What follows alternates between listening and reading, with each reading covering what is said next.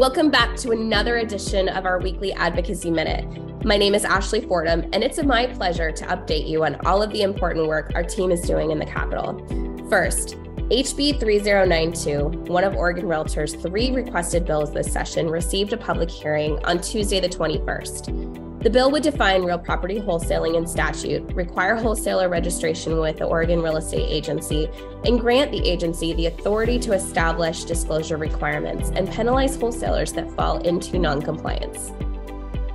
The next Oregon REALTORS bill scheduled to receive a public hearing is SB 825. This bill would expand access to first-time homebuyer savings accounts by reducing the financial institution requirements associated with these accounts.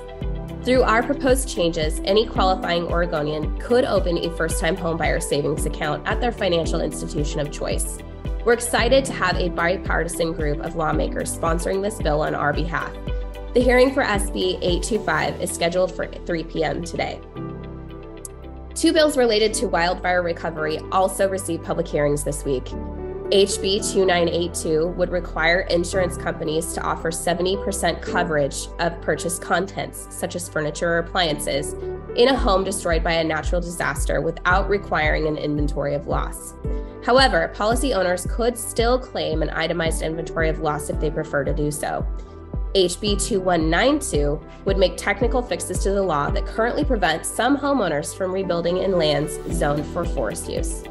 Finally, the deadline to introduce the bill for the session was on Tuesday the 21st. Only a very limited number of so-called priority bills can be introduced after this date.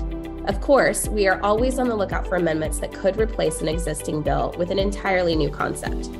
Once again, don't forget, Realtor Day at the Capitol is on April 11th. You can register to attend at the link below. Tune in next week for more from Advocacy Minute.